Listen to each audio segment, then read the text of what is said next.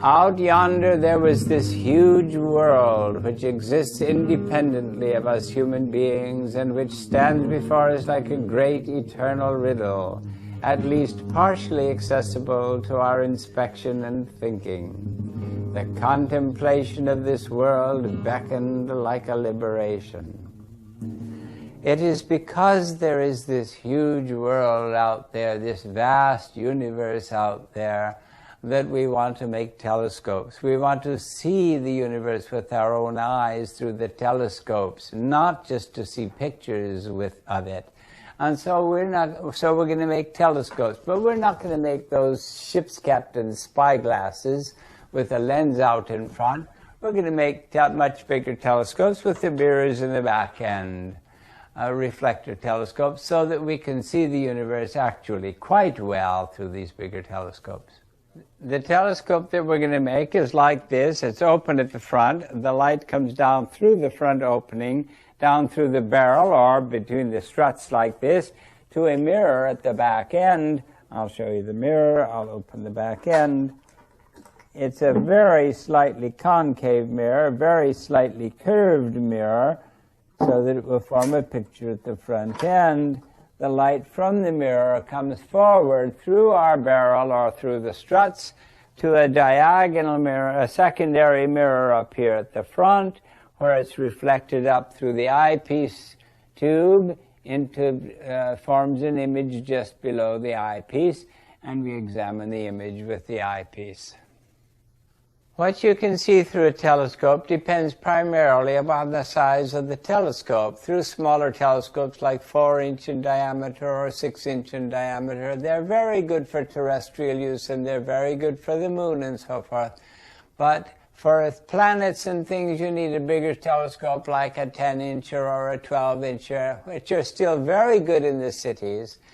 But if you want to see galaxies and things, what we call deep sky objects, if you want to see the whole universe from a mountaintop, you need a much bigger telescope like a 16 or an 18-incher. Right now we want to make a 16-incher. It's like having an eyeball about 8 feet in diameter with the pupil of the eye open to 16 inches. But you don't need to make yourself such a big telescope. You can make a smaller one, and you'll see as we go along, people will be making 10-inchers and so forth. I think most people are familiar with the fact that a lens like this will focus light. You can get an image there, you see. Now, what we call the focal length is the distance between the image and the glass. Now a mirror, a concave mirror, will similarly focus light because the light hitting the curved surface will converge forward like this. And again, in the case of a concave mirror, the focal length is the distance between the image and the glass. The major process in making these telescopes is to prepare the surface of the glass for our mirror. It's the same process for any size telescope, only more work for the larger ones. So what we're going to do is to grind a curve into the surface of this by grinding it against another glass like this with carborundum and water in between. And that's how we generate the focal length of our mirror. Then after we get it to the right depth so that the focal length is where we want it, then we're going to clean the curve up with finer and finer carborundums, finer and finer grits of carborundum until it's a very smooth curve. And then what we need to do is to polish it, not on a buffing wheel, but on a polishing lap like this, what we call a pitch lap. We're going to pour warm pitch on the glass, cut it up into squares like this, squeeze the curve of our glass onto the curve of the pitch. So the curve of the pitch is the same as the curve of our mirror glass. And then, since pitch is a yielding substance, the polishing agent, the cerium oxide, will become embedded in the pitch and plane the surface of the glass as we polish. You see this lighter colored stuff down these grooves, that's the cerium oxide, the polishing agent. And when the mirror is all polished like that, then what we have to do is to correct the curve. If the mirror is a little bit too flat in the middle, we have to polish it a little bit more like that. And when the maximum defect on the curve is less than 1/1000th of the thickness of a saran wrap, we're ready to have it aluminized like this and put a decal on the middle to line up our optics, help us line up our optics.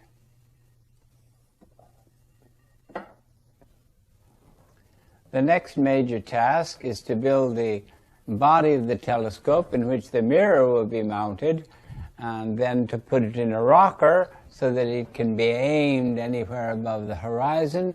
We want to be able to push it wherever we want it to aim and have it stay wherever we leave it. Now, where do we get the materials to make a telescope like this? One thing you can do is to try the ads in the magazines like Sky and Telescope magazine or Astronomy magazine. And if you can't find suitable ads in there to find what you need to get, you can try your local astronomy club. There's almost surely somebody in the local astronomy club who can tell you where to get what you need.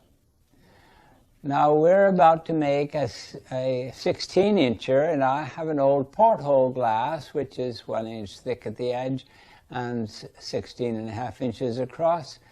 Portholes are hard to get, but any thick round glass can be used.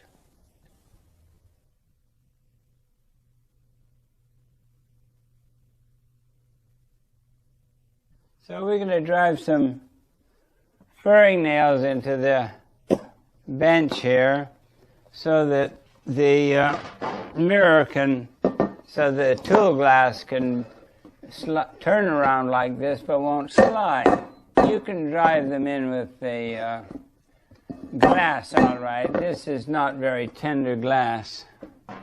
Before we actually start to grind, we want to pick up the back end of the bench so that the mud from the grinding won't run into our laps. Runs into your lap, Mommy won't like that. So then we have to put some water on here, and then I think I'll grind the other side. And then we usually squeeze the water out, but in this case we don't need to do that. And then we have to sprinkle it with carborundum, 60 grit carborundum, like about 4 times salted scrambled eggs. Now, this makes quite a bit of noise, but right now it won't make very much because of all that pitch on there. But the pitch will grind off very quickly.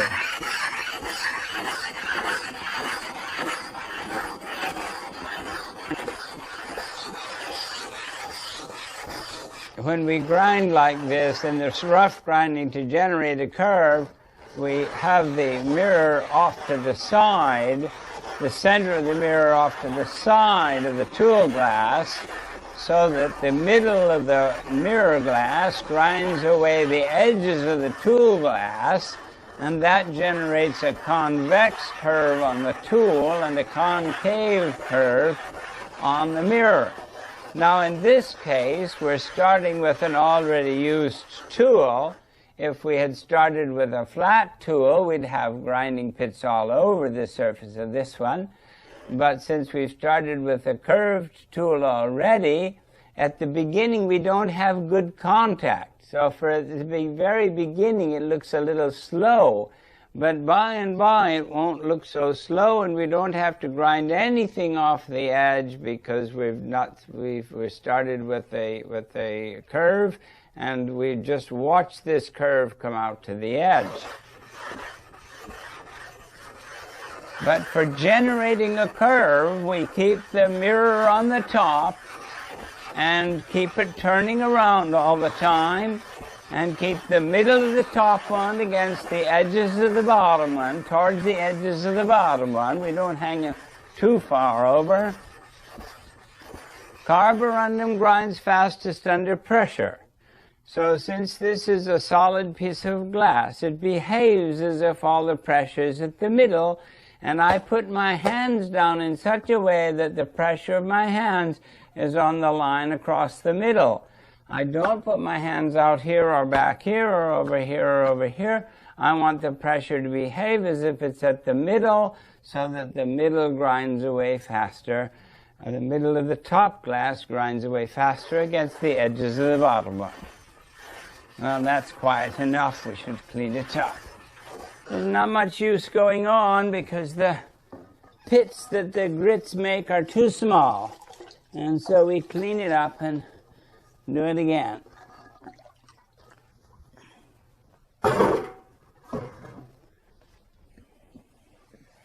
What we're trying to do is to grind a concave curve in the top one, a little deeper than the thickness of a nickel, probably. Now, when you sprinkle the carborundum, you see, you make longer strokes when you go across the middle, and shorter when you get to the ends. Now, you notice that I have my sleeves rolled up. If you have your sleeves all the way down, you see you may get grits in them, and then when you go to do fine grinding, you got the grits carried over into your fine grinding. Up in Sacramento, there was a little boy who used to wipe his hands on his pants. He used to run his hands through his hair, and he used to wipe his hands under his armpits. And he was sparkly all over. And I made him go and change his clothes and take a shower between each two kinds of grits. So you have to be careful about things like that. You have to be careful how you put the mirror on and take it off. You can put it on like this if you want. I don't care if it breaks the edge of the tool. But you must not put it on like this so that the edge of the mirror gets scraped. We don't want any glass off the edge of the mirror. So you can put it on like this and take it off like this, but be careful that you don't touch the edge of the mirror to the tool. So off we go again. Ouch.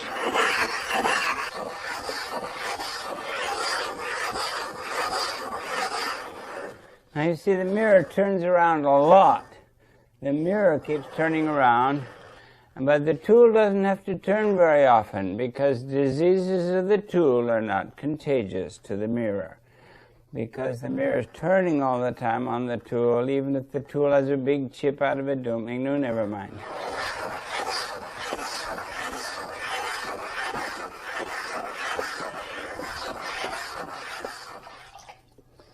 From the time we put carborundum on to grind till the time we put carborundum on a second time to grind is called one wet, and we've done 2 wets so far.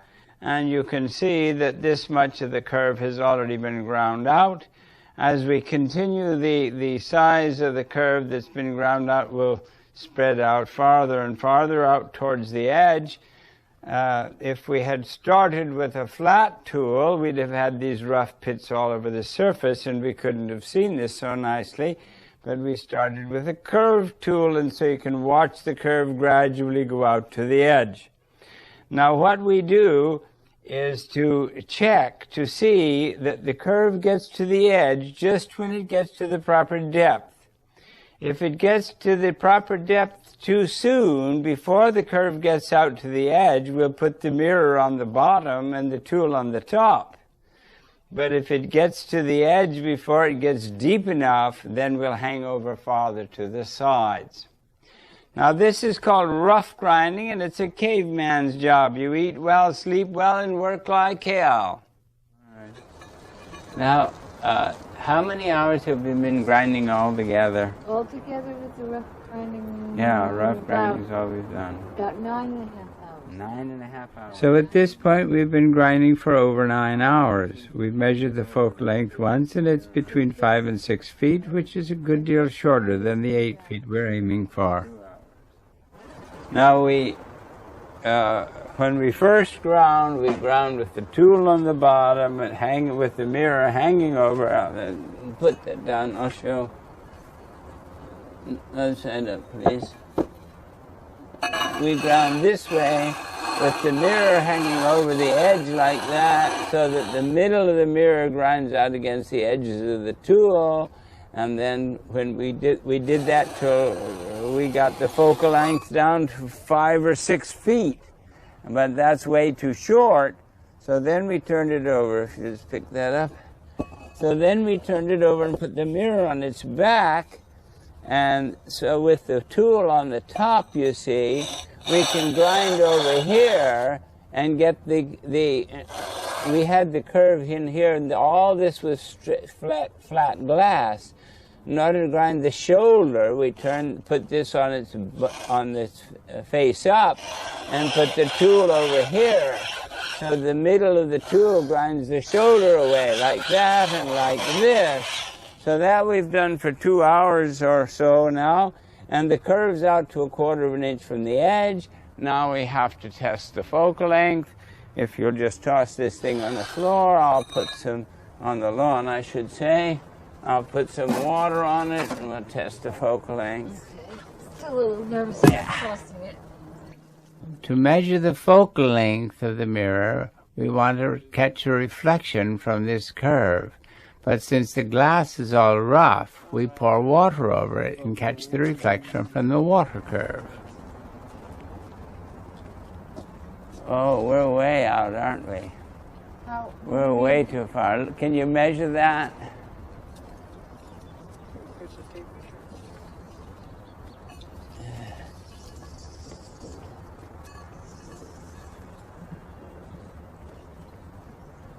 That's 9 feet, huh? Get about 9.5 feet. 9.5 feet. Dear. What does that mean at 9.5 feet? It means we got to turn it other side up again. Turn it up. We got to turn it, put the tool down again. Yeah. We've got the focal length too long now. By pushing the curve out to the edge, we got the focal length too long. Now we're shortened again by putting the tool on the bottom. Okay.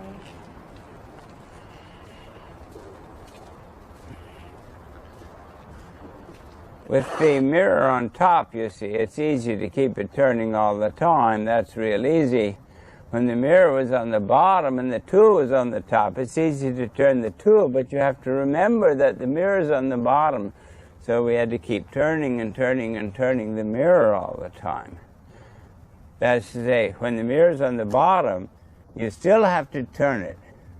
When the tool's on the bottom, you only have to turn it once in a while. The tool doesn't matter much. As I so often say, diseases of the tool are not contagious to the mirror for the simple reason that they're turning with respect to each other all the time.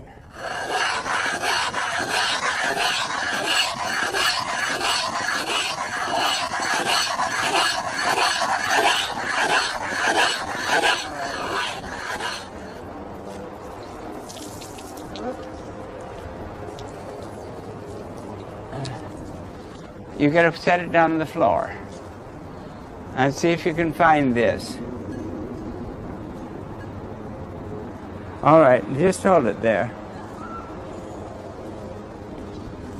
All right, it's about there. Now if you can give me the end of the tape, or give her the other end, whichever.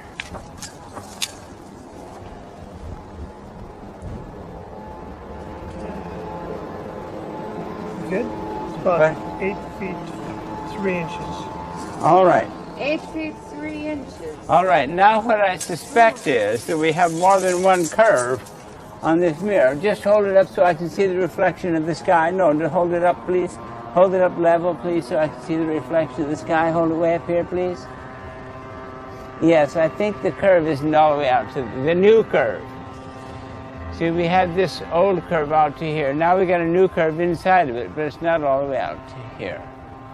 Do you follow me? When we did the original grinding with the tool on the bottom, we ground a curve, a steep curve in the middle, okay? But it didn't come out to the edge. You remember it took hours and hours to push the curve out towards the edge. Right. And we only got it somewhere out here or something, 2 inches from the edge. Then we turned it over with the mirror on the bottom. Right. And then with the mirror on the bottom, we pushed the curve way out near the edge. You see? All we have to take out is the shoulders. So I don't think we have very much more to do. I think half an hour will probably do us.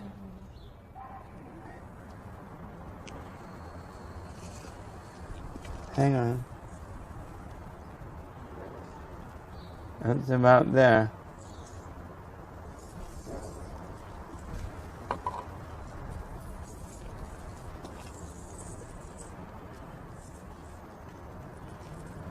What did you get, 8 feet? Oh, it's 8, just 1 inch shy of 8 feet. Just Oh, shy of 8 feet? Okay, Shy good. of 8 feet? Good. Well, what does that mean now? We keep doing what we've been doing. This feels good, and the curve seems to be, well, it's about 1/8 of an inch from the edge. And since we just tested our focal length and it's about 8 feet, I think we should clean it all up and go on with 80 grit. 80 grit is still fairly rough grit. You can take that bucket away, I'll throw these things down and hose the place down. Okay, so it's got to be real clean. Yes, and we move to another part of the lawn. This is all 60 grit part of the lawn, we'll move to another part for 80 grit. Okay. We have to be careful in the cleanup between these sets of grits so that we don't carry over any of the rough grits into the finer grinds. Otherwise, we'll have rough pits all the way through. Outside first, all the outside first. Around the neck, see we got all these grooves. Get it all down. All out first. All right, now you squirt it up into the bucket. This is a brand new towel. I mean, it's a brand new cloth that we're going to use for a towel. We can't use the 60 grit one anymore. Now, it's very easy to carry grits over to a finer session, and you have to be very careful about it. Have to keep your sleeves rolled up when you're grinding. See, I wouldn't grind with these sleeves down here because they'll carry the grits over. I'll take the jacket off before I start to grind again. Now, look at this, you see. You can see that there's a slightly different curve. You see that big bubble in there? You see that big bubble? That means we've got 2 curves in our glass still. But I think we can get it out all right with 80 because it's not very bad. But you see the center of the mirror, about that much, has a slightly different curve from the rest of it. If it were very different, then this thing wouldn't stick all over like it does. Anyway, let's start grinding 80 grit.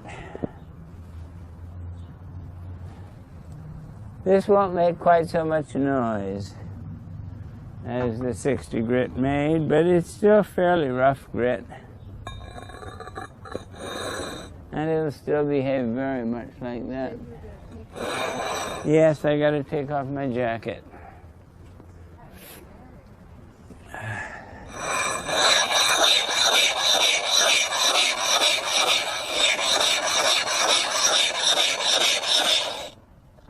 There, that's our focal length.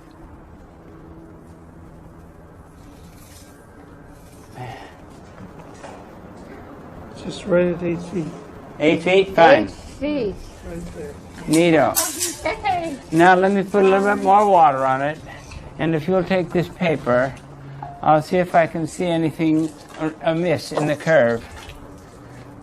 Yeah, hold it. Yeah.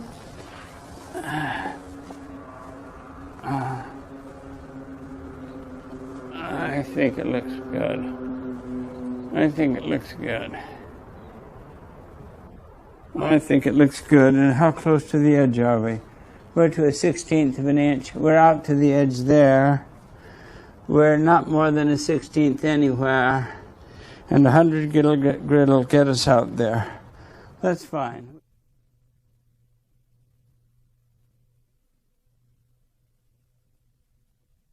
So we've roughed out our mirror curve with 60 and 80 grit carborundum. Now we've gone on and fine ground it with 100, 240, and 400 grits. Some of the kits that you buy for making mirrors may have many kinds of grits, or many grades of grits, like 12 or 14 grades. That introduces the difficulty that you have to clean up between that many more grades, and that takes extra time. So we use about 8 wets with each grit, and we use a smaller number of grits. You might want to see what these grits look like, so I'll pour some out. This is 400, and we'll pour it out here so you can see it.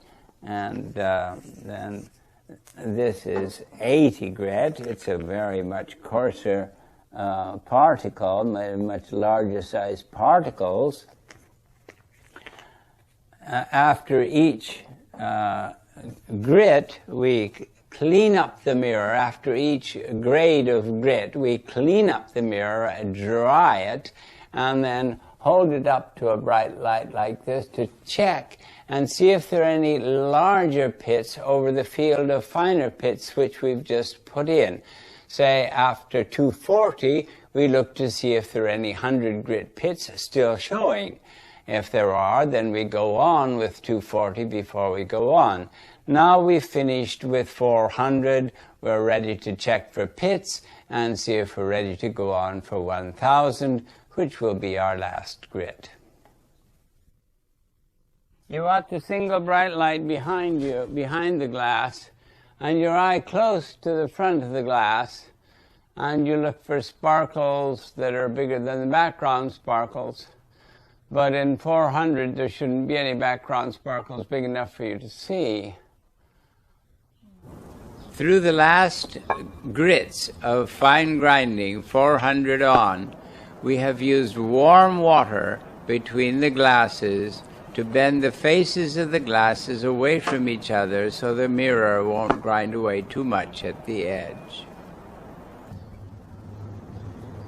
Now when you first put this on, it'll be on those little hills, you see, and it won't slither around. But as soon as I squash down the hills, see, as soon as the hills all get squashed down, then I'm on a water layer, see? The water layer is thicker than the grit layer, okay? The water layer is thicker than the grit layer. So you have to grind for a while like this until the water gradually leaks out at the edge. Then you get down to where the grits are touching the glass. But even for quite a while it'll do that.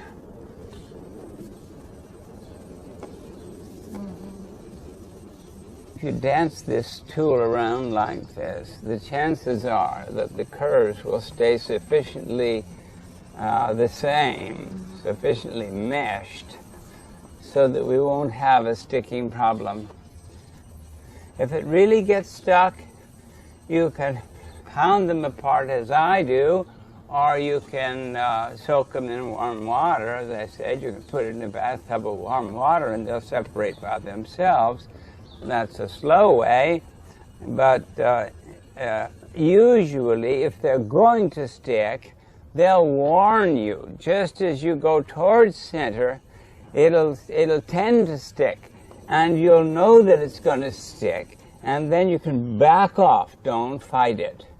If it gets sticky as you're going towards center, don't push it on over. Back it off, and then put in fresh grits and take short, fast strokes to make the curves nearly the same.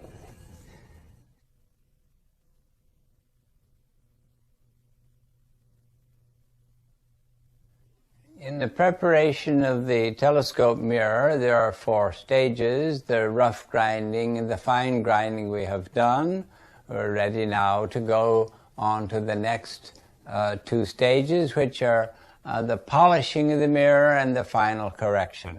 You remember that for the polishing of the mirror, we need a pitch slap like this.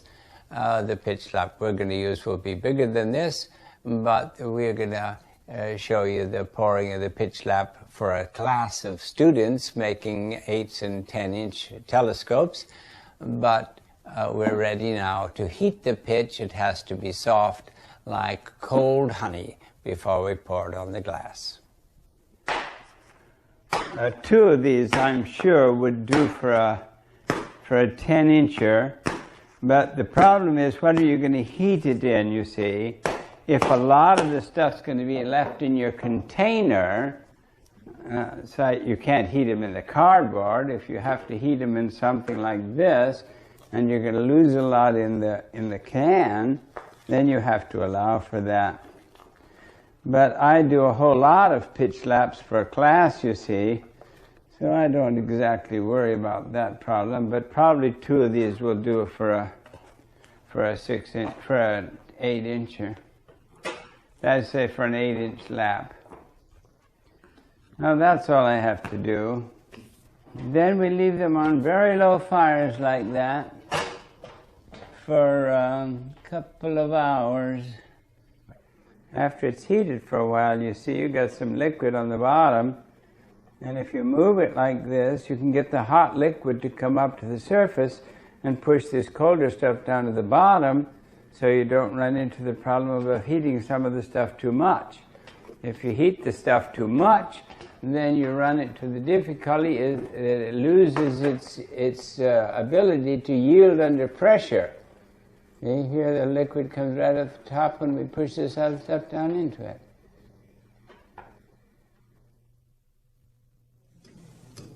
Now I need somebody to get me a little bit of toilet paper from the girls' room or the boys' room.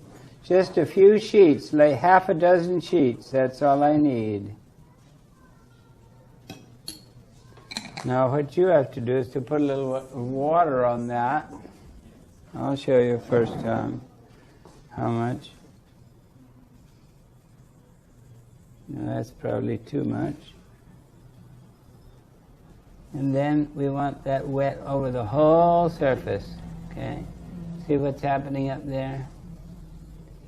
You're going to want that wet over the whole surface, but we don't want a lot. We don't want a lot of cerium oxide. That's the right amount of cerium oxide. Water again. I have to put turpentine on the tool glass. There's water and cerium oxide on the mirror glass, so the pitch will not stick. We'll have turpentine on the tool glass, so it will stick.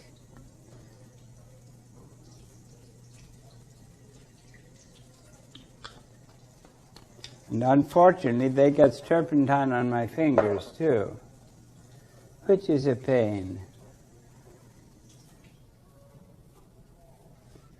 All right, now we're going to pour, okay?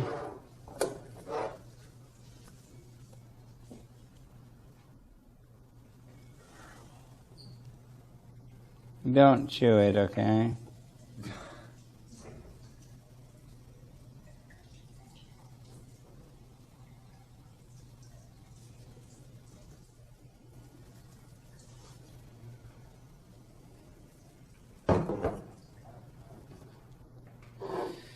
Oh, I need water, water, water.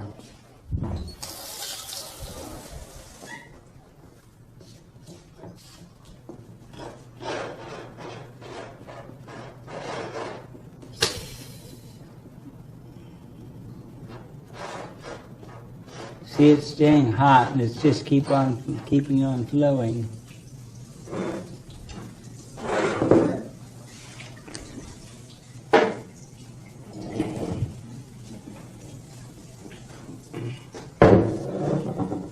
Stick.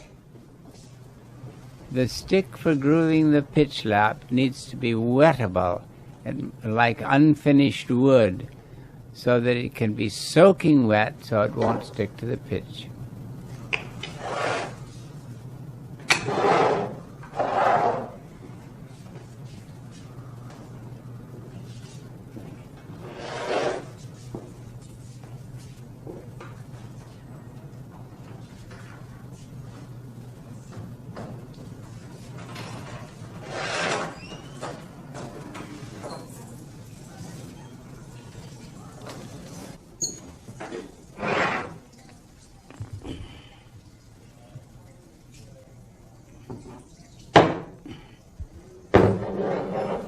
Stick.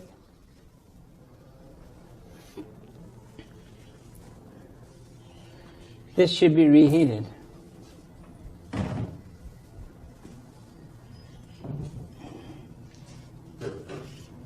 You see how thick this lap is?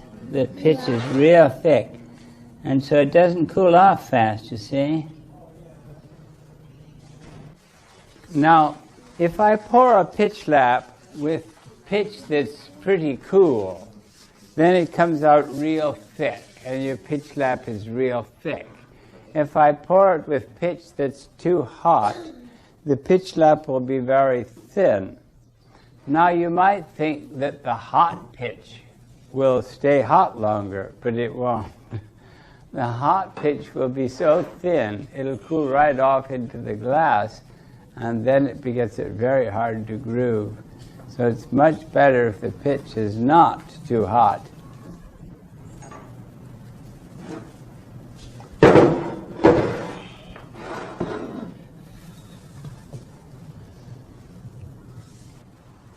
Okay, take it away.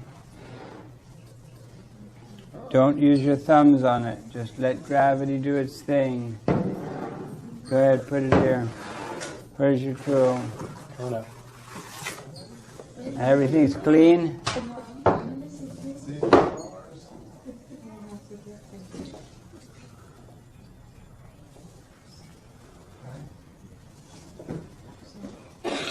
You can do it again. Now this is a little bit warmer this time, so we won't have quite so much trouble.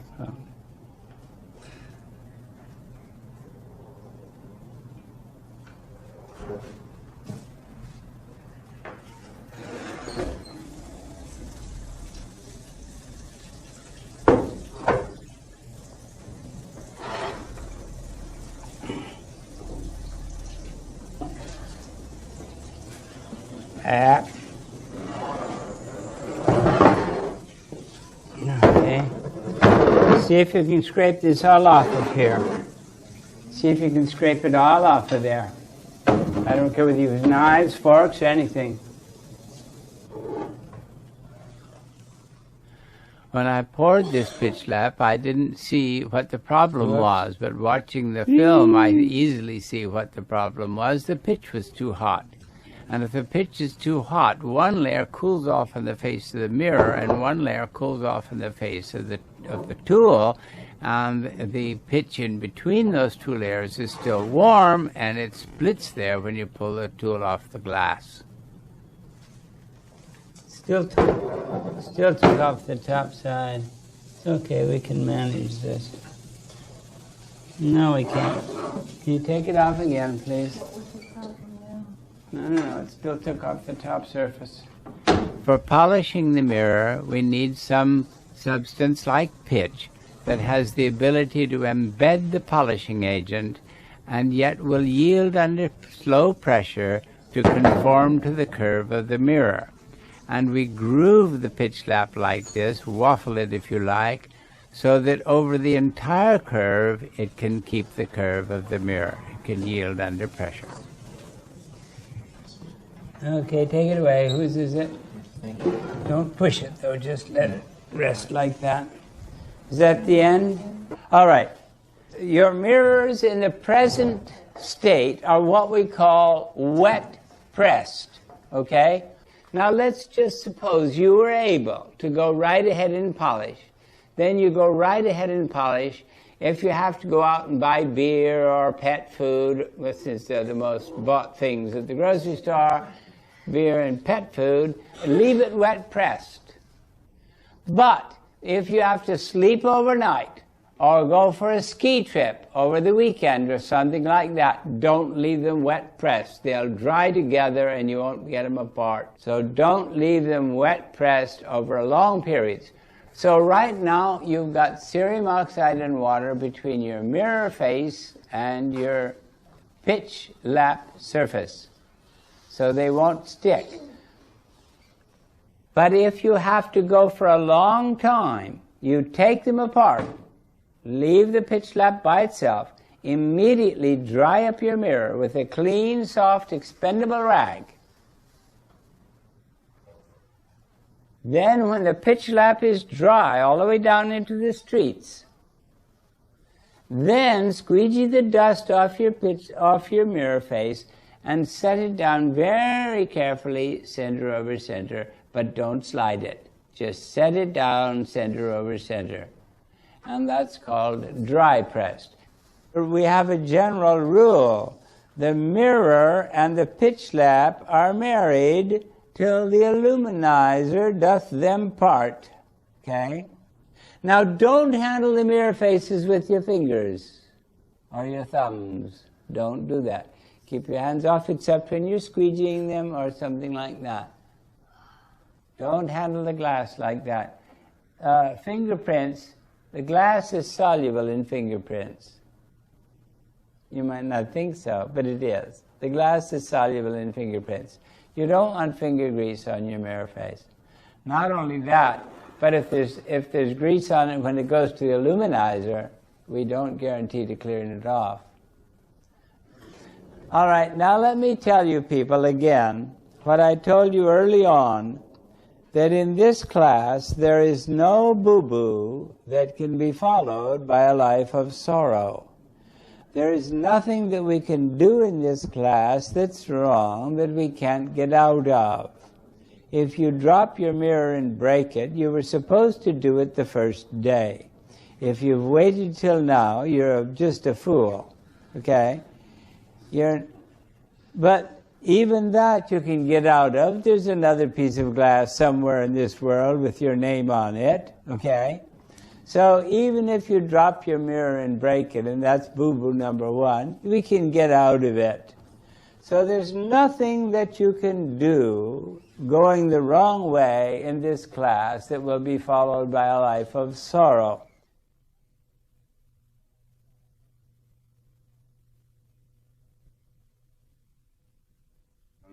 In polishing, the cerium oxide gets embedded in the pitch. And planes the surface of the glass like this. Grinding, we rolled over the grits. Now we're going to plane the surface of the glass, and it pushes a lot harder. But the harder it pushes, the better it goes, the faster it goes. But if it pushes too hard so you can't push it, then it doesn't go very fast. So you can push down on it to make it go hard if you have to. But there are no more wets. In grinding, we kept taking it off and putting on more grits. Now we don't have to do that. The cerium oxide that does the polishing is the cerium oxide embedded in the pitch and in contact with the glass. If you put on too much cerium oxide in water, it serves as a lubricant. So don't do that. You want just a small amount of cerium oxide embedded in the pitch and enough water to keep it wet. Now in polishing, you must not let the pitch lap hang over like that. In grinding, it don't make no, never mind, because if it hangs over, nothing gets dented. But if I leave this hanging over like that, the edge of the mirror will put a dent in the pitch lap.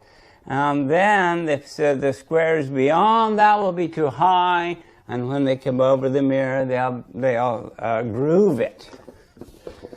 So you have to be careful about things like that.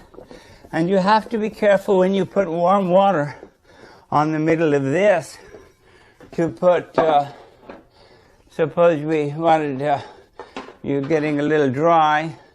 You don't pour the warm water like that. You put a little cerium oxide like this, and then you put a little warm water on your fingers like this, and smear it around real quick so as not to have a puddle of warm water in the middle.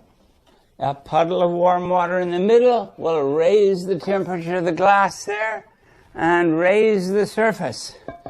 Then when you polish, you'll polish that part too much and you'll make a little lake there in the glass.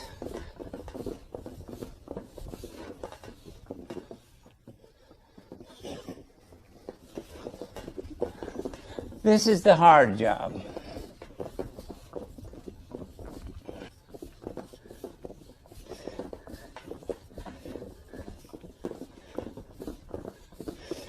You mustn't let it do its turning on its own hooks. You've got to see to it that you have the same amount of polishing for the same amount of turning. It was the same as in fine grinding. We had to do the same amount of grinding for the same amount of turning.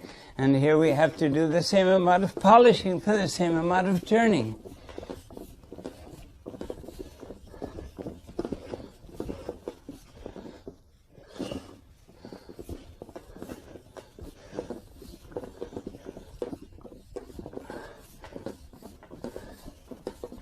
Now with only a little bit of polishing on here, we can test the focal length.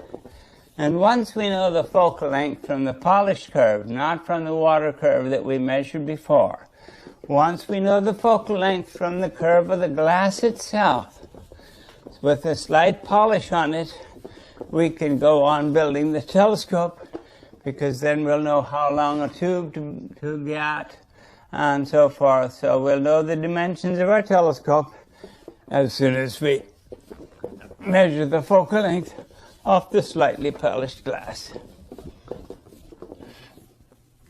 There are two convenient ways of measuring the focal length of our mirror.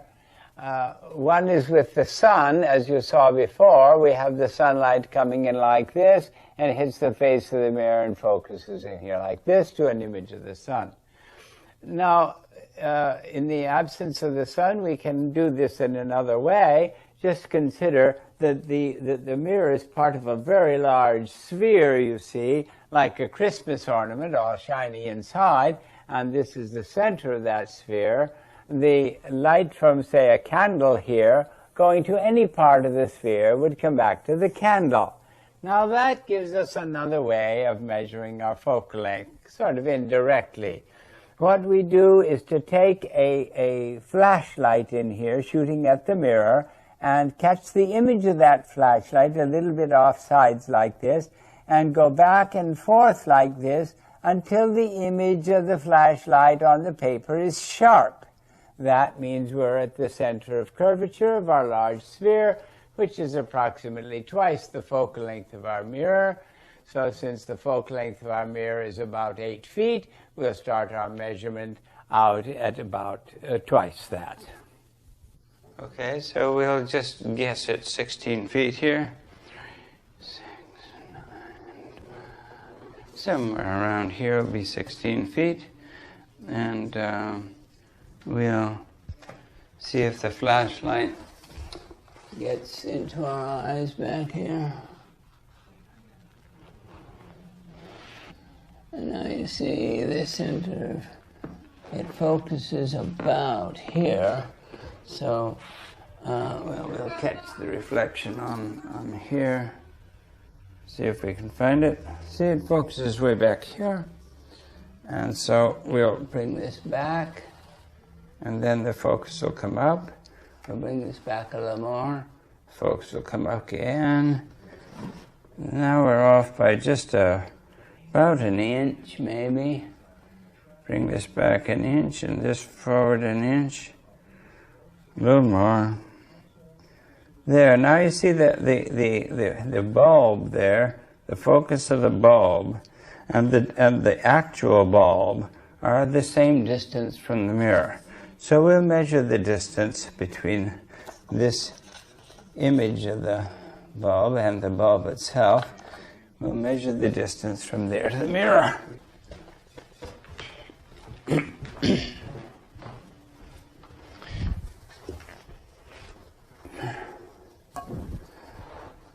3 feet.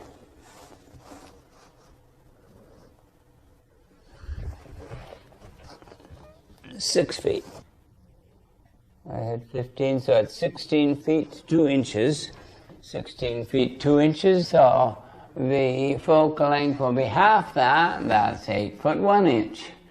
We were shooting for 8 feet, and we got 8 foot 1 inch. That's very good. The advantage of having it kind of in between like that is that you get enough power without having it too hard to manage. If the focal length is too long, the telescope is too hard to manage. If the focal length is too short, it's too hard to get high enough power. So we're right where we want it to be.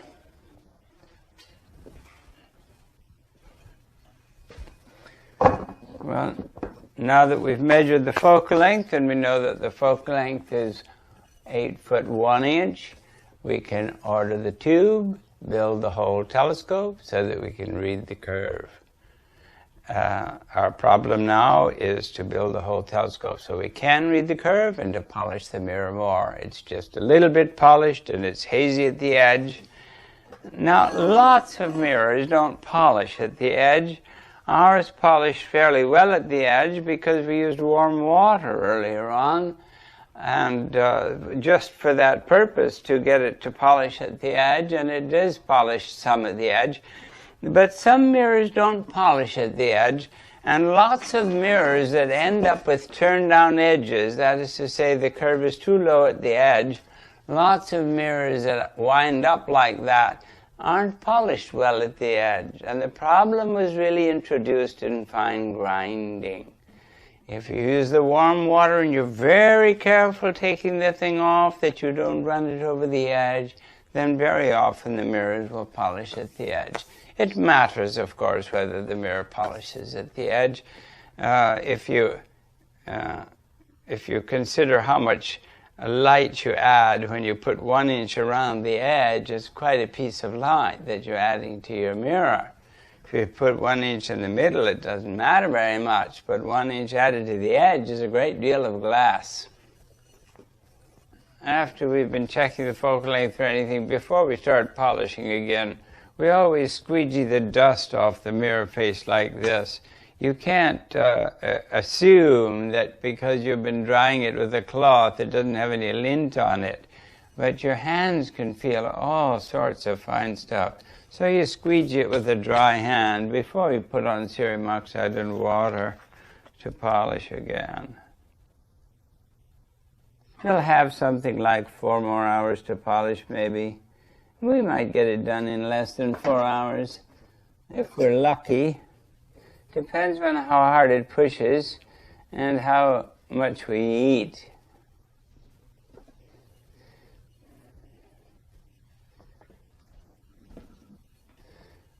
If you're very vigorous in polishing, polish very hard, it polishes pretty fast.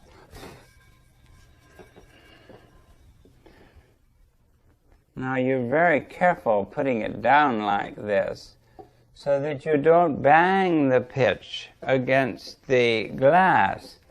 Now if by accident you bang the pitch against the glass and broke a little piece off, and I did break a little piece off the edge here, you have to be sure that it does not get between your pitch lap and your mirror. Because if a little bit of pitch gets between your pitch lap and your mirror, it will get embedded in one of the squares of your pitch lap. And that raises that square a little bit, and every time that square crosses your mirror, you get a new groove. So you have to be very careful that nothing gets stuck in the pitch lap. Okay.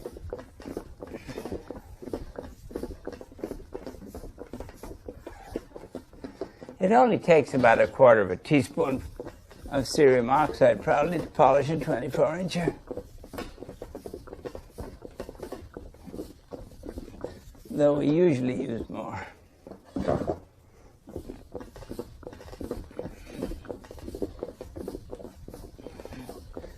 This is the job that I wish were easier.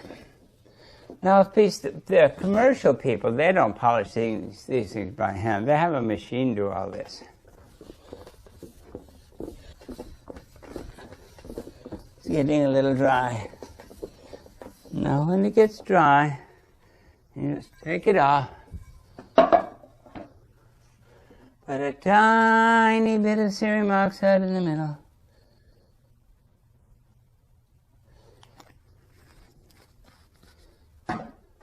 And a little bit of water.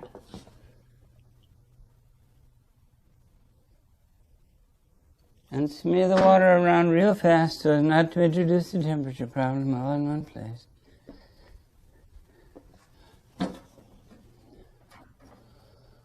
Keep the water warm. And then put it down very carefully.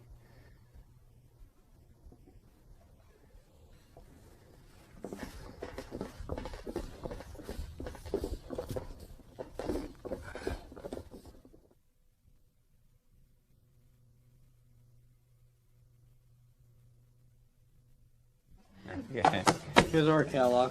18-inch tube, one piece at 7.5 feet. Since polishing a mirror like this usually takes several hours, If you don't want to do it all in one stretch, you can take time out and go and buy the tube. Usually the tubes are available at your local concrete accessories outlet, or you can consult your local contractor. Now, do you have any use for this little piece you cut off? No, you can take it. I'll give it to you. Thank you. 7.5 feet, right? Yeah, 7.5 feet.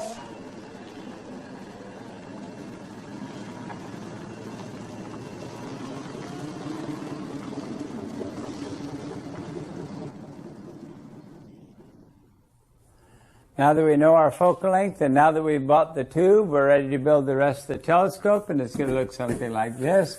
This is my old 18-incher called the little one, and on these larger ones, that's from 16 inches up, we have a box that goes all the way down to the end, and then we have a tailgate like that, and we'll show you the inside in a little while. But smaller telescopes, like 12 inches and down, we don't run the box all the way to the back end. We just put a tailgate in the back end of the cardboard tube.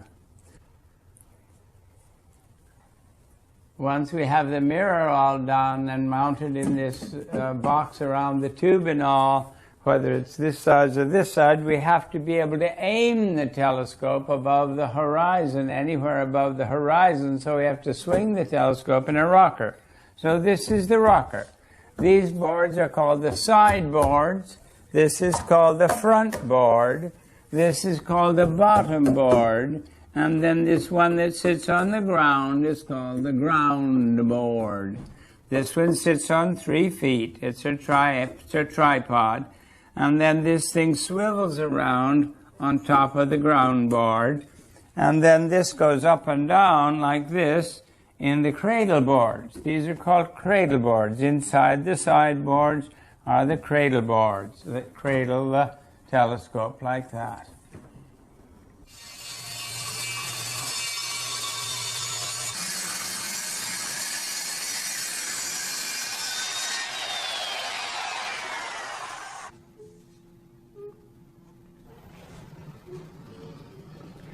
We'll make the box around the tube out of 3/4 inch plywood so that when we nail into the edges of it, the plywood won't split so easily.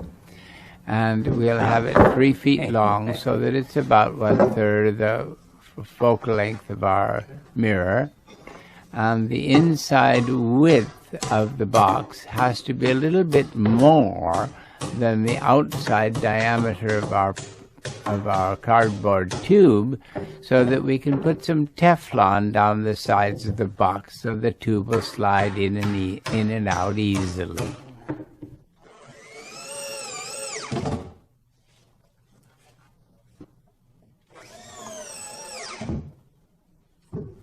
All right. Now it can set up. We've cut the 6 boards for the rocker. We're now going to build the rocker. Put one up from the work table.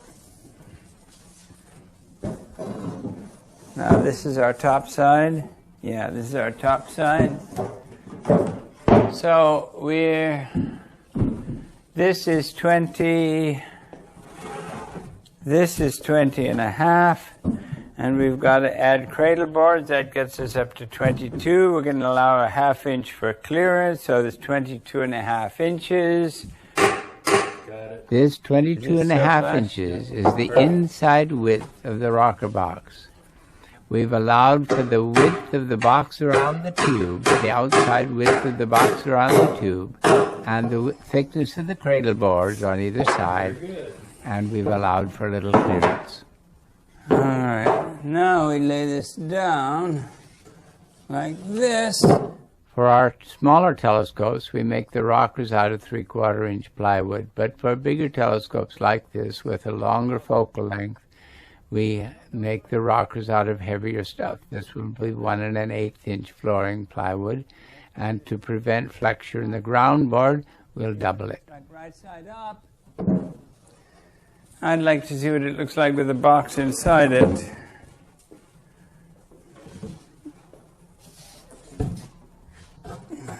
We want to see how much clearance we're going to have, so we're going to put the cradle boards in here and jam the box up against them And see how much clearance we got on the other side. Should be about 1/2 inch.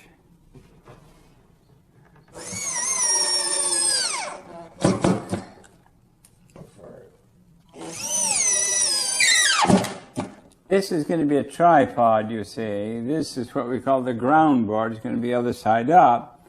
So it takes 3 feet, one at each of these front corners. This is front, and one in the middle of the back side. So it sits on 3 feet. So it's a tripod. It's only this tall, but it's a tripod all the same. Now, the lower bearing is going to be this computer disk moving on 3 pads of Teflon. The 3 pads of Teflon will be fastened to the ground board, and this will be fastened on here, and the Teflon pads are going to be something like this, but they'll be on the ground board. So this thing is going to spin around on these 3 pieces of Teflon fastened to the ground board. So first we have to fasten this thing with some little tacks so that it won't fall down when we turn it over on that. We want this thing fastened, this computer disk fastened to this, and the Teflon facing up so that our bearing surface doesn't get dirty. See, this is going to be upside down. So this surface is going to face downward and it won't get dirty. If we put our bearing the other side up, with this up, then dirt would get on here and get into our bearing. But the Teflon goes on the ground board, and the surface that runs on the Teflon goes on the bottom of the box. This is the bottom of the box.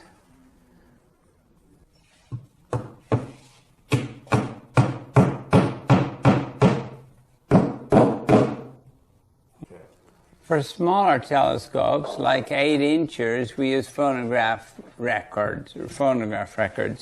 But for these larger ones, if we can get computer disks, we prefer these computer disks. These are very hard, slick surfaces, and they're 14 inches in diameter. So they make very good bearing surfaces. For finding out where we want the Teflon on here, we're going to use this for a circle. We're not centering this circle on the center of the board. We're centering it over the triangle which is made by the 3 feet we want Teflon underneath out in the that board. direction, out in that direction, and out in this direction. This is 1 foot over here and 2 feet over there. So that disc is 14 inches, so we can put these Teflon pieces out here on the outside edge of this thing in something like an equilateral triangle. Let's just get it looking pretty much like an equilateral triangle, and then 2 little tacks on each one will fix it.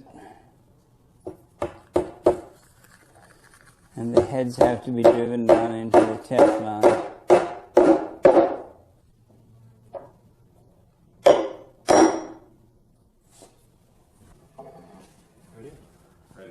Wait, no. I'm going to turn this around this way.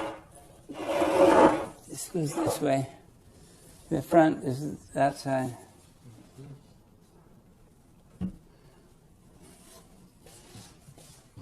It's going to be something like there. Now hang on, let me see if I can get this screw through the both holes. Yeah, all right. We're in both holes. Okay, then the screw. Do you have a washer on it?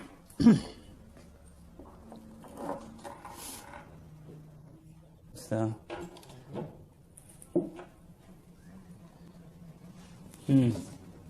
Still not quite snug. Yeah. Now you're too tight.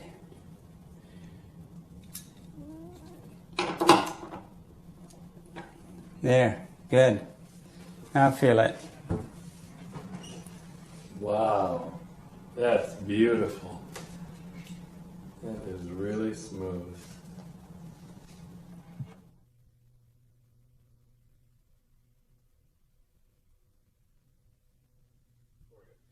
you might think that a big, thick piece of glass like this wouldn't bend. And that's why they made it big, thick like this, so that it wouldn't bend. But we're only allowed to bend about 1/1000th of the thickness of a saran wrap. And for that reason, we still have to be careful. And that's why these things are supported with 3 points on the back for the smaller ones, 9 points on the bigger ones. What we have on the back of these tailgates is 3 adjustment balls for positioning adjusting the position of the mirror so that it looks straight out the front end of the tube. Now, on the inside of the tailgate, we have these pieces of masonite on this floppy piece of cardboard, so that in case the telescope is dropped on the floor, the bolts won't break the glass. Now, on the bigger telescopes, where the mirror is quite a bit larger and maybe not so thick as these, we have to have a 9-point suspension on the tailgate. So each of these adjustment bolts pushes into a triangle which has 3 pressure points that push into the mirror.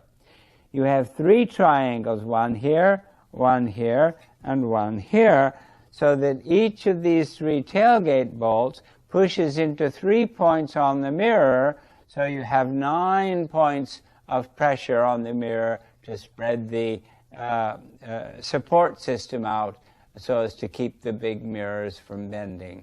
As I said, they're allowed to bend about 1/1000th of the thickness of a saran wrap over their entire width.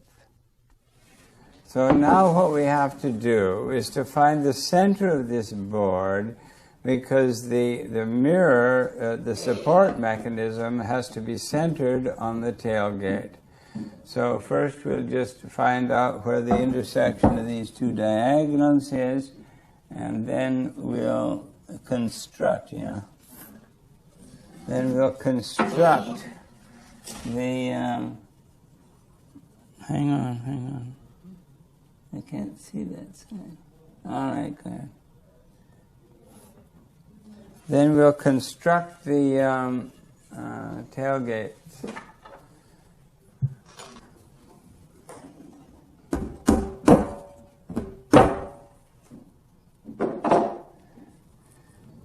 Which is 8? This is 8. This is 8.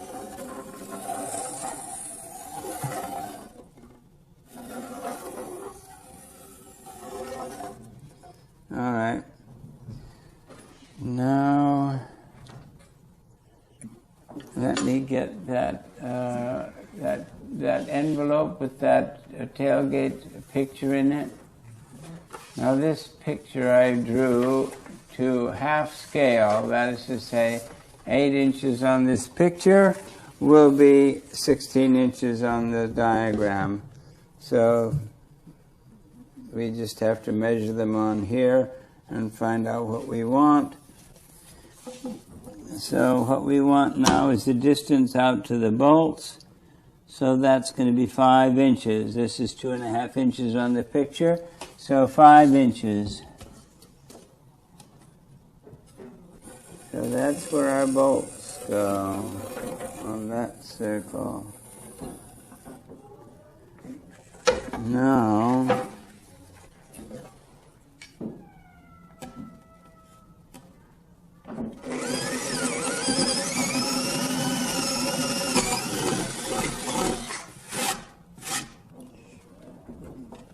we want them tight fit so that at the star party, people won't come up behind and wind them up with their fingers. We don't want them loose enough so that they can be wound up with their fingers. The cardboard has to be thin enough so that it won't change the pressure on these, on the points on the triangles. It's just to keep the triangles from turning around this way and getting their points out of position. But it's not to keep the triangles from doing this freely. That gets glued down here to the middle, you see. And then we put our glue our triangles, our wooden triangles, over here. Whoo-wee! All right, now what we usually do is to cut these corners back a little bit, but probably we don't need to bother with that because our mirror is going to be way out beyond that. So these are going to go on like that, you see. This is better for tests. This is plenty good. Back. Now you see, we don't have to get these things exactly positioned because what we're going to position is the points on here, see? There we go. Now we're ready for the bib. How about the blocks for the strap? We have to put the blocks in also for the straps.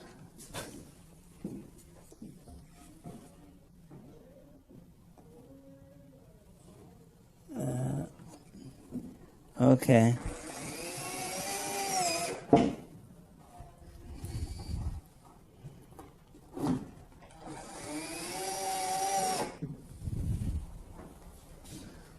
All right, I think that should do us. Now we can cut the bib. Between the blocks is almost 16 3/4 inches. We only need to have the mirror slip in here between them, and this will center the mirror back and forth this way over the tailgate. That's where we want it centered. And it will slip in between here. And then we'll put something over the top to keep the mirror from rolling down forward through the tube.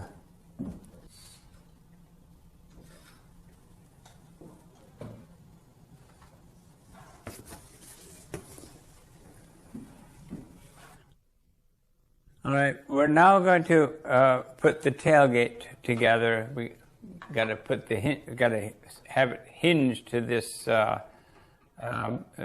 tube box, and we've already built the support system here.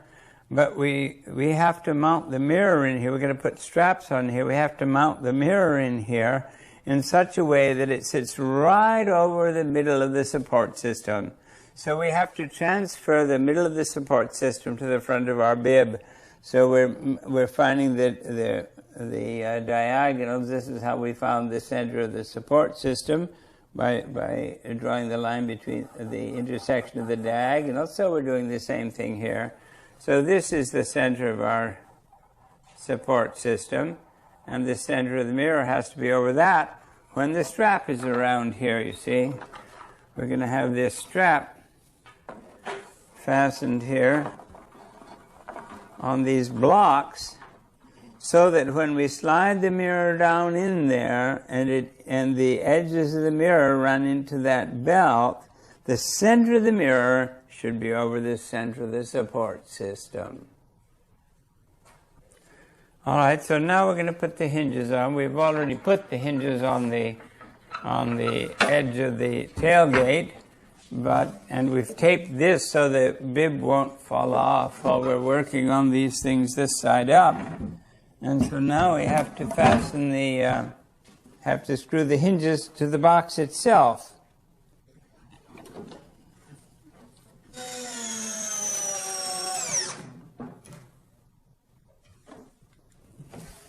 You remind me of my friend in Sacramento. By the time he finished building something, the weight was about half nails and half wood. Now I think the thing to do is to put this thing up on these things so that we can open the back end, put the mirror in, put the strap on.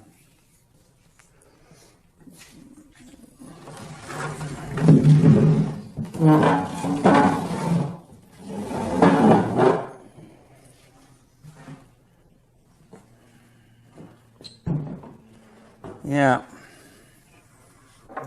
So we're going to put a hasp on here, you see, so that when the mirror is in there, we keep this thing turned like that so the mirror can't come out. That's when we don't have the screws in, we still have to have a safety thing up here. So we put this thing right over the center.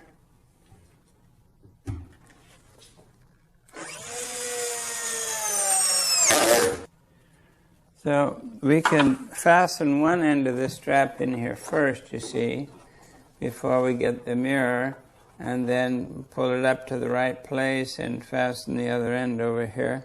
And we'll cut the extra off.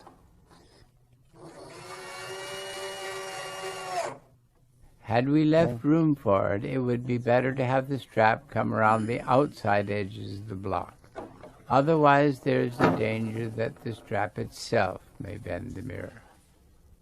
Unfortunately, you see, with all these scratches on the back from going round and round on the bench, we can see where the middle is without having to mark it. That's pretty funny.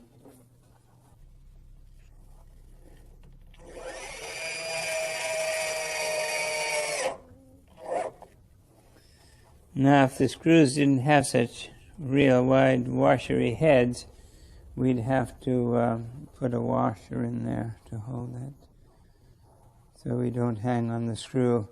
You see, the weight of the strap can't hang on the screw. It has to hang on the friction between the screw head and the wood. It has to push the belt down like this. It's the friction that keeps it from coming off like this. There we go.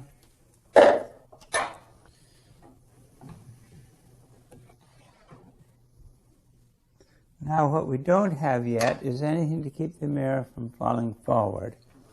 So that we have to do now. There has to be something that protrudes across this thing, like a piece of masonite or something, that keeps the mirror from falling forward. Now you see, if these things are in this position so that we could get the mirror in easy, then this thing runs into the tailgate and it won't shut. So in that position, you can close the tailgate, but the mirror can't roll out. These blocks are to keep the tube from running all the way through. I'll show you. We'll just push this piece of tube through there, you see. We have to have something to keep it from going too far down.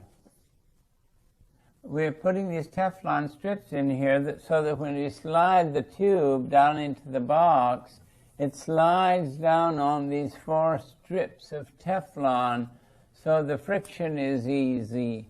We want it so that it slides in and out easily but stays tight.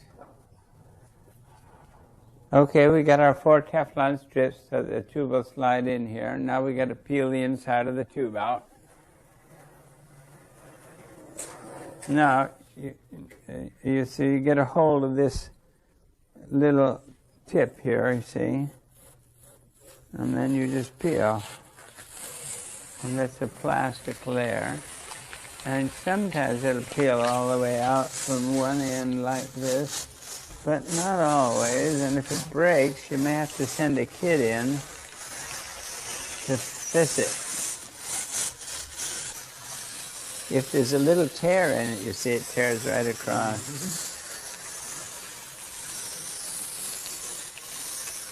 This is a fun... Far enough that we can reach from the other end. Oh, easy. Easy.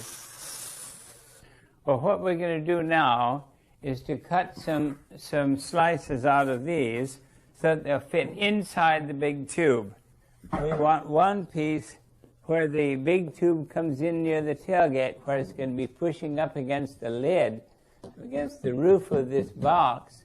We don't want the tube to buckle there, so we're going to have it reinforced with that. And the other reinforcement is where it hangs out over the edge here. So we want 2 pieces of reinforcing inside that tube to make a double wall at the back end where it comes in here, and at the front end where it comes out here. So the problem now is, how much do we cut out of this? So this wall, let me have the yo-yo or a ruler.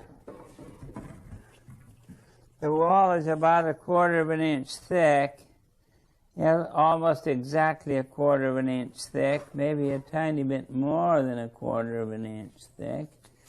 And so when we put this one inside of that, we're going to decrease the diameter by 1/2 inch. So if you decrease the diameter by 1/2 inch, you decrease the circumference by pi times 1/2 inch. So it's going to be a tiny bit more than 1.5 inches that we have to cut out of this.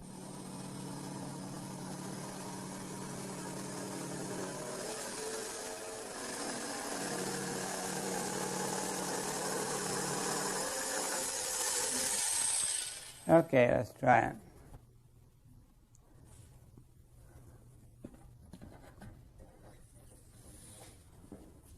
Let's see, is this the, yeah, this is the end we cut out, okay.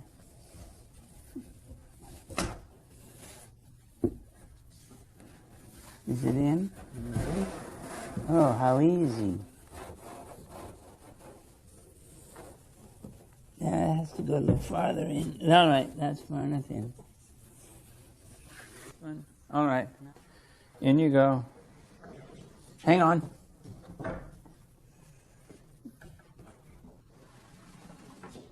Till it bumps, till it bumps, till it bumps.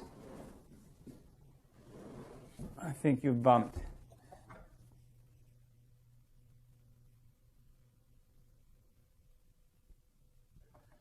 For a focusing device, we're going to be sliding this brass tubing in and out of this cardboard thing, and this is going to be glued down to here, you see, and we're going to stick this from inside the tube out like that and glue it inside or screw it inside.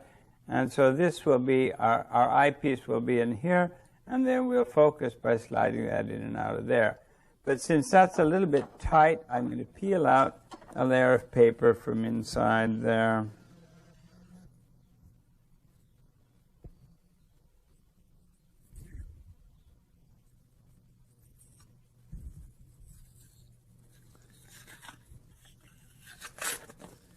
If they're too tight, we peel a little out. If they're too loose, we glue a little piece in. Yeah, that's just right. Okay? So now this gets glued down onto here and has to set up.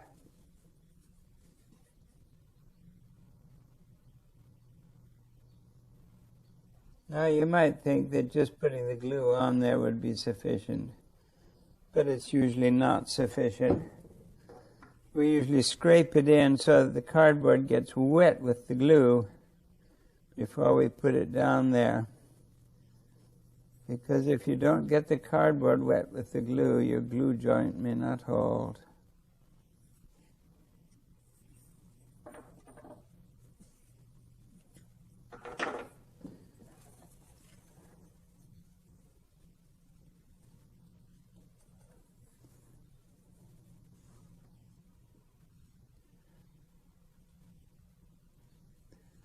All right, that just has to set up.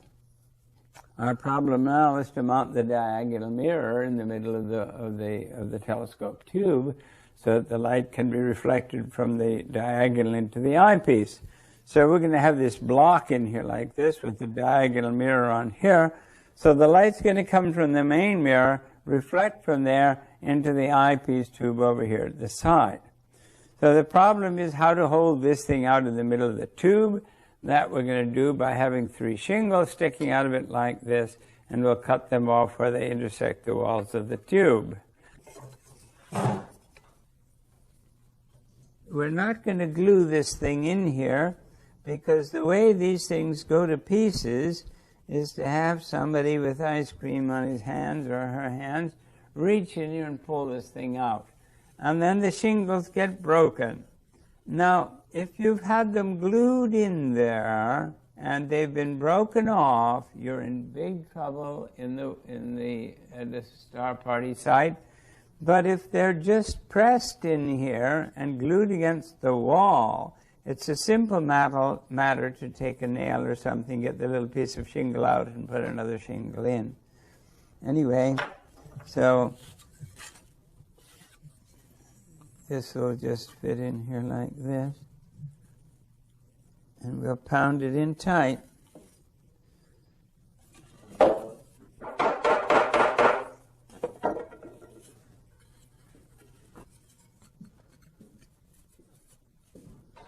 You just go in there till it's tight. and then cut it off at the tin snips. Slightly concave. You just twist the tin snips as you cut. Can you see that this is slightly concave? So that when we push it into this block, it'll butt at the two ends and won't rock over like that. If we cut it the other way, you see, then it would not be rigidly positioned. So then we jam this one in here.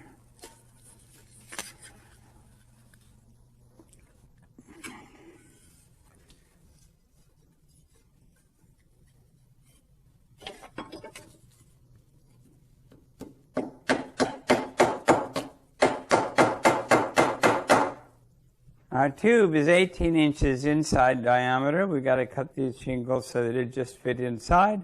So we've got to measure 9 inches out here, 9 inches out there, 9 inches out there, and cut these shingles off and then bevel the corners.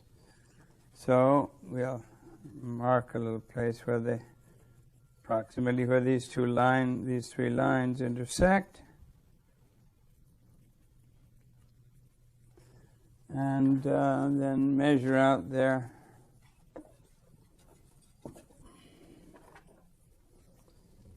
9 inches.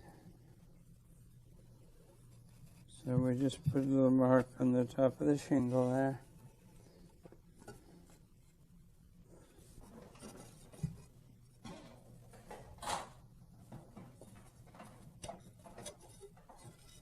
All right.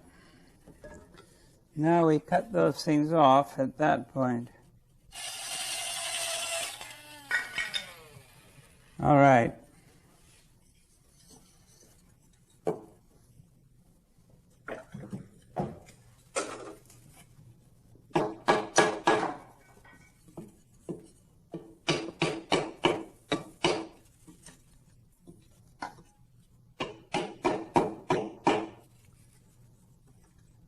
Now we're going to cut these corners off so that when we slide the thing back and forth in the tube for adjusting the position of the diagonal, it won't split these shingles. So we're just going to cut these corners off like this.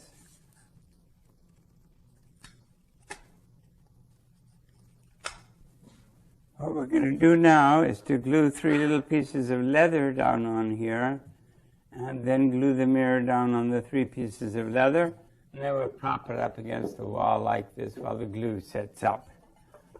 Leather is lintless. That's to say, if you use cardboard, it might peel off in layers. That's one of the things that it might do, and drop your diagonal mirror down. Leather doesn't make a lot of lint, so I like to use leather.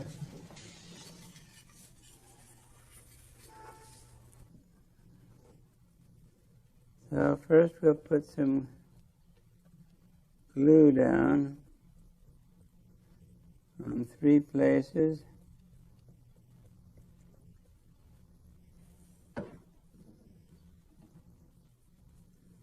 And then we'll put the leather down. We want to get the leather wet, though. So we'll smear it around a little bit like that.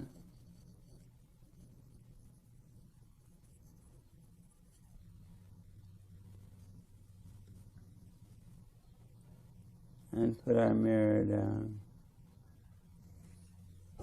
The problem with these is the same as the problem with the objective mirror. It's got to be mounted on 3 points in the back, not more than 3.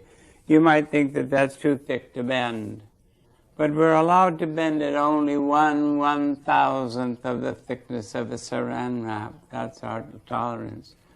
So we have to keep it from bending. So we mount it on 3 little pieces of leather like this. Now this is a pretty fancy diagonal mirror. Not everybody gets a diagonal mirror that's so fancy as this. We know the focal length of the mirror. It's 8 foot 1 inch.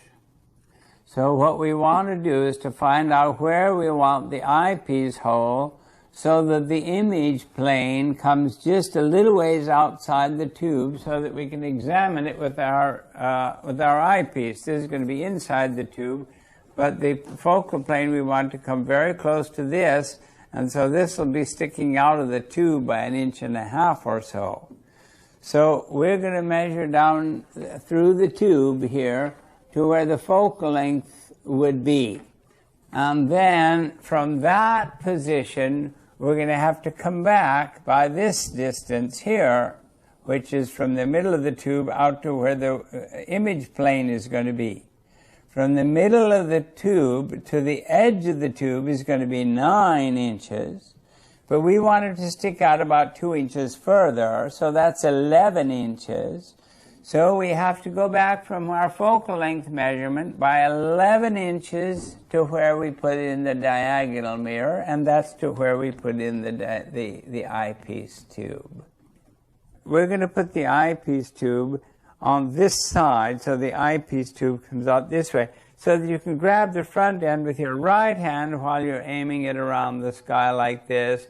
Grab the front end with the right hand and push the thing around when you're scanning the moon or whatever you're scanning. That's right.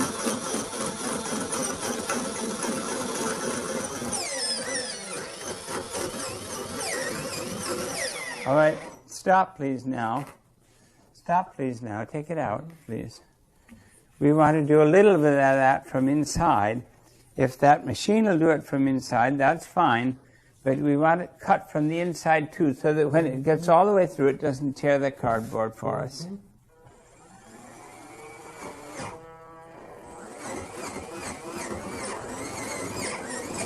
The faster you do it, the better it works, because that works as a chisel.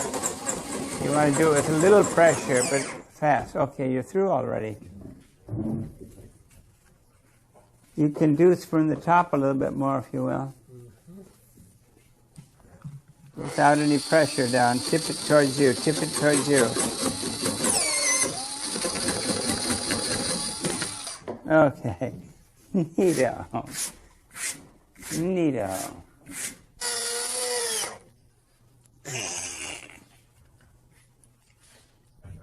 We've put the diagonal mirror onto the spider mount. Now we push it in here till I can look down the eyepiece tube into the diagonal and see the objective straight down in front of me.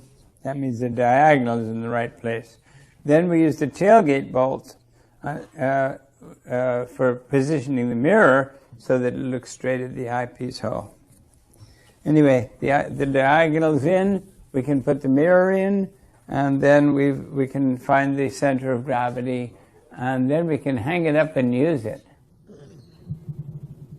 Well, we want to set the telescope up now so that we can read the curve. So we're outside now. We get to find the center of gravity of this thing. So we've got it over a roller to where it balances, you see.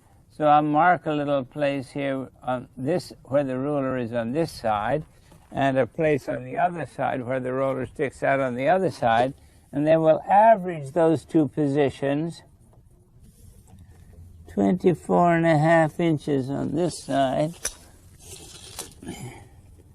And it's 25 inches on this side. So 24.75 inches is the center of gravity. 24.75 inches from the tailgate is the center of gravity.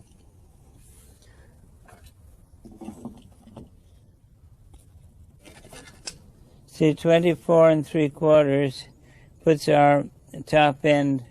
Well, we have to be a little higher than that anyway, you see, because the distance that we have to clear is over to this corner. It's not just down to here. It's not 24.75. Will you hold that on the mark? So it's about 26.5. 26.5. So it's more nearly 26.5. So we'll be just clear of the top of this. Yeah. So it came out nicely. So we can put in the side bearings. We now have to put the cradle boards in here, but they have to be far enough away from the front wall so the box won't run into the front wall. So the box, half the width of the box is going to be 10 1/4 inches. So we'll put this, the middle of this, 10 1/2 inches from the front wall. How's that? 10 1/2 inches from the front wall. So he centers the center of the cradle board this way, and I center the altitude. But put your screws in first from your side. Okay, now you have to tell me how far forward and backward it has to go, and I'll do the altitude. I got my marks on. Okay, you need to go that way. How far? 3/4.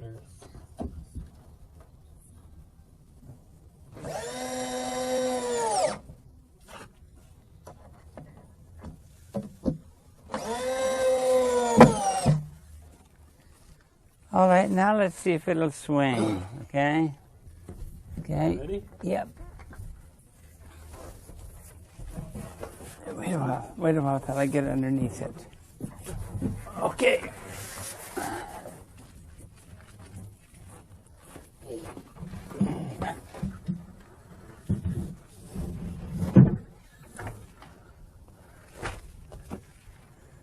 Is it on our Teflon?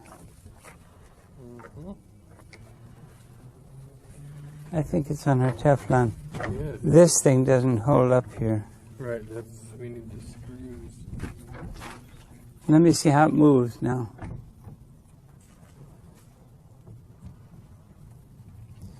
That's fine. That's good movement.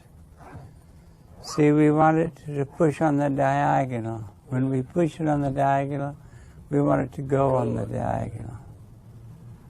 That You feels wouldn't want it to fine. move any more freely than that, though. No, this Or it is wouldn't just stay right. put. And see, it goes just a little bit past horizontal. Okay? Actually, these big ones never have to go down to the horizon, so it doesn't have to do that. All right, we're ready If to it read. stands all the way up. We're ready to read the mirror. We've got to screw this thing up in order to read the mirror. When we're putting the mirror in and have the tailgate open and all, we just use this hasp for closing it up. But when the telescope is in use, we're going to have it screwed in the four corners into those 4 blocks so that it's rigid. You want the thing to behave like one piece of stuff.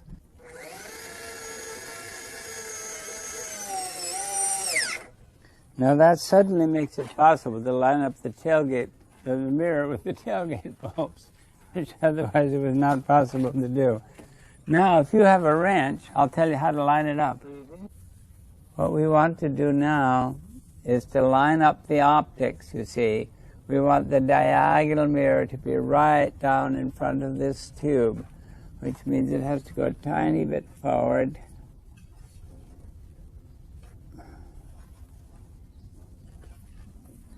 All right.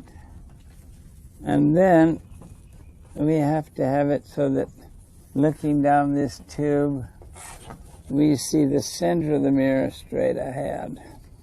All right, what we're doing now is looking into the eyepiece tube at the reflection of the diagonal in the objective mirror.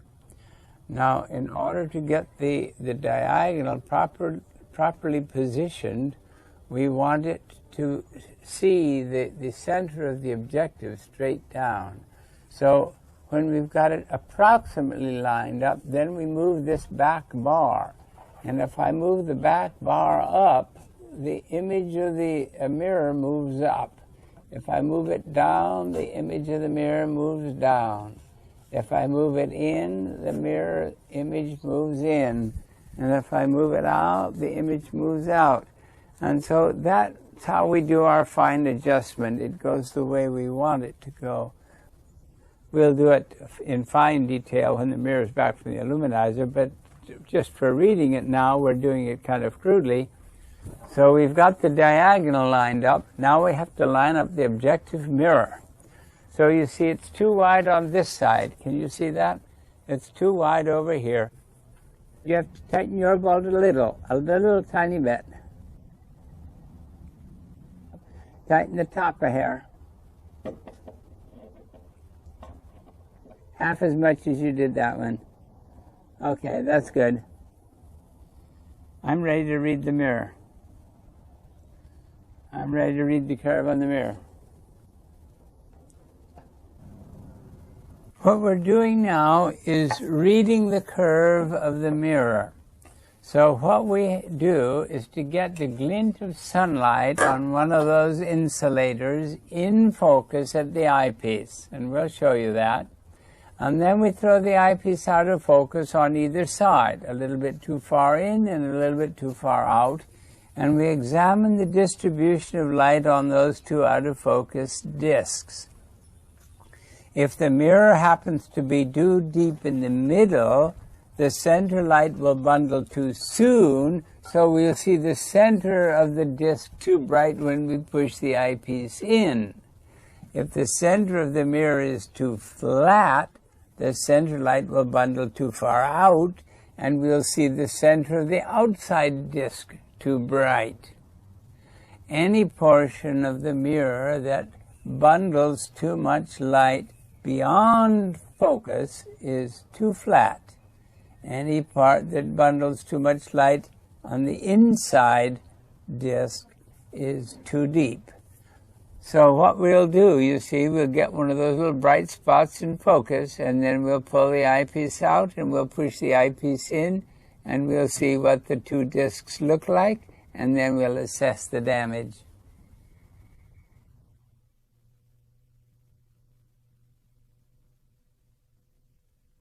When we read the mirror in Ken's backyard, the mirror was a little bit too high in the middle, and we wanted to polish the middle a little bit without risking touching the rest of the mirror. And so I just happened to have an 8-inch pitch lamp, which we put in hot water very little by gradually so as not to crack the pitch, and heated it up very, very slowly until it gets hot enough so that you can dent the pitch with your fingernail very easily. And then we pressed it on here till each of the squares comes down to this curve, not to the curve that was originally poured for, but for this curve. And then we can polish the center of this mirror with this lamp. Now, if you didn't happen to have a smaller lamp and you wanted a smaller lamp, you can always cut off the edges of your old lamp. But the difficulty is then you don't have the big lamp to smooth it with afterwards. But we still have the big lamp if we want to smooth afterwards. But the problem is to dig out the middle with this little lamp without risking wrecking the edge of the mirror. So that's why we like to do it this way. See, the 10 inches we do on 8-inch lamps for the same reason. We do them on 8-inch grinding tools or on 8-inch pitch lamps so that we don't have to risk wrecking the edge when we dig out the middle. Most of the curves come out with too high a middle after you've been polishing. So mostly you have to dig out the middle a little bit like this, and if you have a smaller lamp, that's the easy way to do it. I polished the center of the 16-incher with the 8-inch lamp till the 16-incher was warm in the middle. Then we read it in the telescope tube. It was still too high in the middle, so we went back and polished it till it was warm again. We had to do it several times before the out-of-focus discs looked the same on both sides of focus. When they do, your mirror is ready for the illuminizer.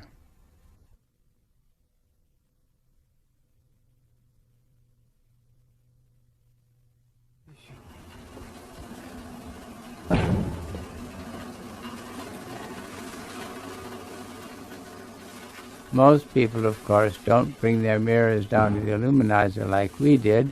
They look at the magazines to find out where to send them. We have, in this case, soaked the mirror in acid and then cleaned it up with water. And now we're cleaning it with methanol before it goes into the vacuum chamber to get the aluminum coat on.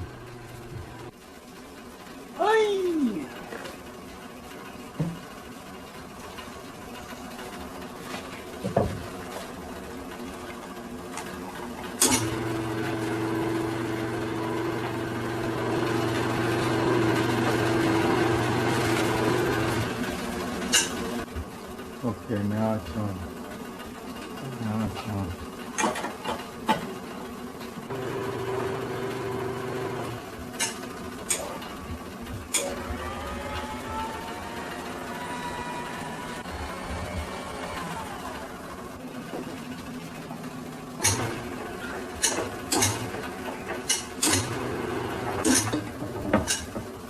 Now we'll check to see if that'll rotate in there. And there it's spinning around. And now we're ready to put the vacuum on. See, this is the fun part of making telescopes, getting the mirror illuminated. That's the fun part. You've done all your hard work, now you get to see something.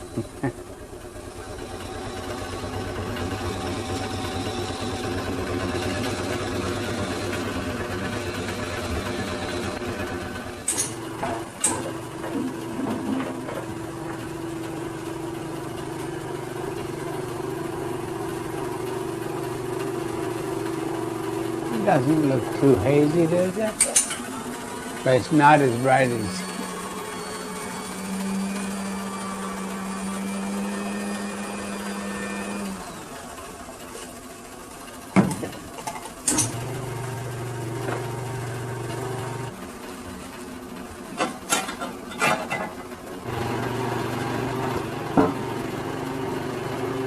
Yeah.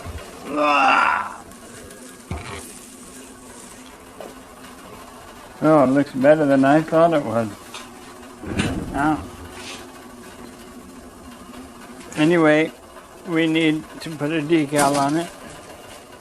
We put a decal at the measured center of the mirror to help in lining up the optics.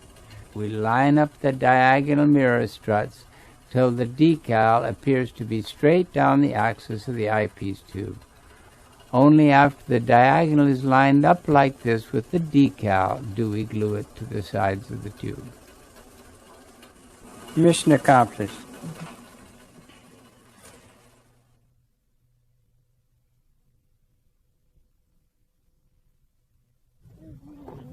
Now that we've done all this hard work, it's time to assemble the telescope for a star party so people can see what the rest of the universe looks like.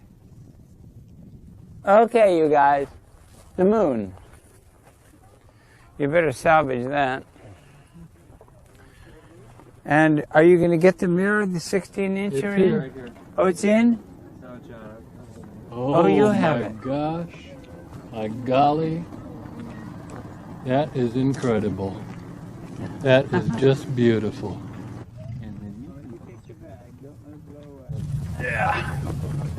When we were reading the mirror, we lined up the diagonal rather crudely. Now with the decal on the aluminized mirror, we can line it up carefully. Okay, here it goes. Run this down. Now that we've lined up the diagonal so that the decal is seen straight down the axis of the eyepiece tube, we're ready to adjust the tailgate bolts till the objective is looking straight back at the eye. All right, loosen mine a hair.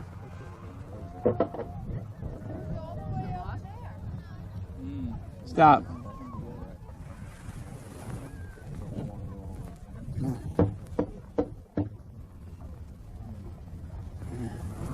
Okay, I think we're in business. Now let's get the moon. This has never seen anything except a powerful. The only thing this has ever seen is an insulator.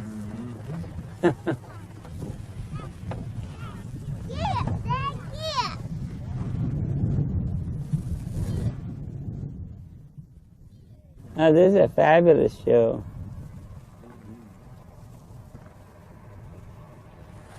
All right, everybody come and have a look.